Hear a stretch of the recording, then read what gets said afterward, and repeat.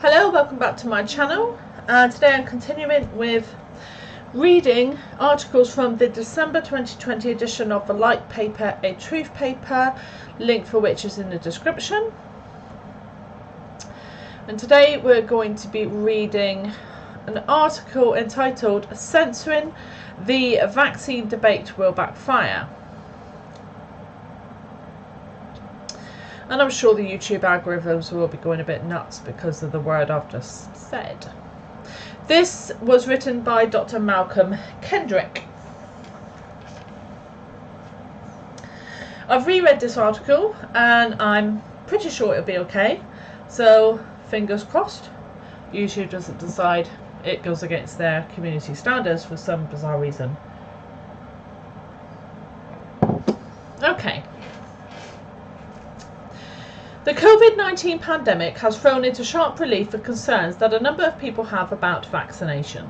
However, such is the eagerness to develop a vaccine and get everyone to take it, that authorities are now looking to ban anyone who raises doubts. For example, the Labour Party in the UK is now calling for emergency anti-vaccine laws. Emergency laws to stamp out dangerous anti-vaccine content online should be introduced, Labour has said. And I will never be voting for Labour again.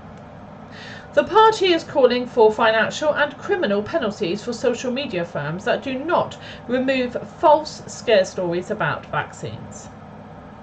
It follows news of progress on the first effective coronavirus vaccine. The government said it took the issue extremely seriously, with a major commitment from Facebook, Twitter and Google to tackle anti-vaccine content.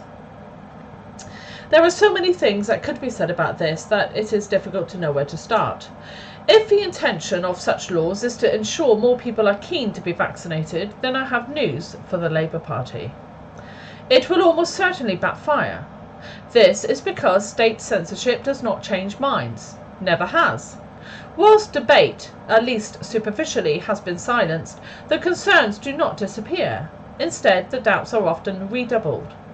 Once you start banning and censoring and fining and arresting, people start to wonder if you are just afraid to make your case. As Wendell Phillips said, and many people think, he who stifles free discussion secretly doubts whether what he professes to believe is really true. Once censorship starts, people are also reminded of the worst, most dreadful periods in history the world has ever seen. It has always been one of the primary tools of totalitarian regimes. For example, Nazi Germany, Soviet Russia, North Korea, China and Iran today. One of the greatest books of the 20th century is George Orwell's 1984. It is a book mainly concerned with how facts and truth are tightly controlled by the party. And if all others accepted the lie which the party imposed, if all records told the same tale, then the lie passed into history and became truth. Of course, Orwell was not the first to notice the critical importance of freedom of speech. Liberty is meaningless where the right to utter one's thoughts and opinions has ceased to exist. That of all rights is the dread of tyrants. It is the right which they first of all strike down. They know its power. Thrones, dominions, principalities and powers founded in injustice and wrong are sure to tremble if men are allowed to reason of righteousness, temperance, and of a judgment to come in their presence. Frederick Douglass. Freedom of speech is a principal pillar of a free government. When this support is taken away, the constitution of a free society is dissolved, and tyranny is erected on its ruins. Republics and limited monarchies derived their strength and vigour from a popular examination into the action of the magistrates. By Benjamin Franklin.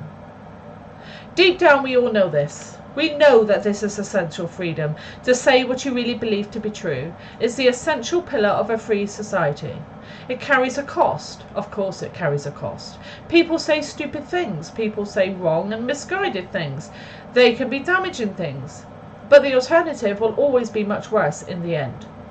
I say this because people who say things that, whilst angrily dismissed at the time as dangerous foolishness, are later found to have been correct all along. I have spent many years looking at the history of medical science, if that is not at times an oxymoron. I have seen many activities considered to be of inarguable benefit turn out to be indefensible malpractice. Bernard Lown is, I think, my #1 medical hero. His motto, do as much as possible for the patient and as little as possible to the patient. As he also said, from my earliest days in medicine, I have struggled against the prevailing model of healthcare. My opposition in part was provoked by the growing prevalence of overtreatment. Resorting to excessive intervention seemed to be the illegitimate child of technology in the age of market medicine. He tells a tale from the 1950s where the orthodoxy of the time was to ensure strict bed rest following a heart attack. In the face of considerable hostility, he and his mentor, Dr. Samuel Levine, allowed patients to sit up in a comfortable chair at the end of a bed. Shock, horror.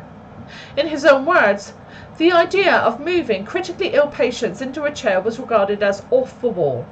Initially, the house staff refused to cooperate and strenuously resisted getting patients out of bed.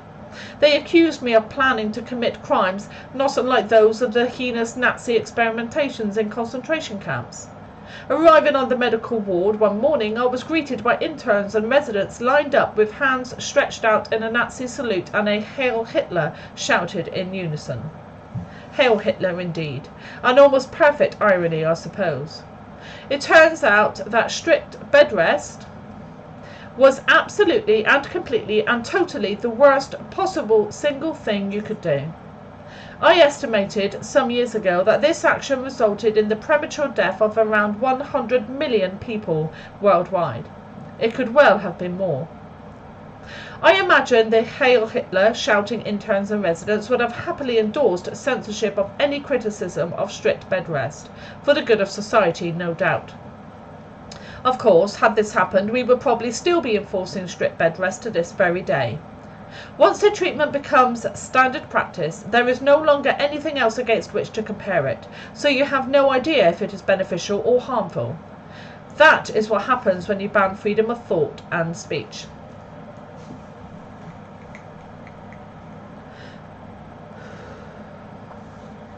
Leaving aside the principle that freedom of speech is our single most important freedom and must be handled with exquisite care, if we crush dissent, we also crush progress.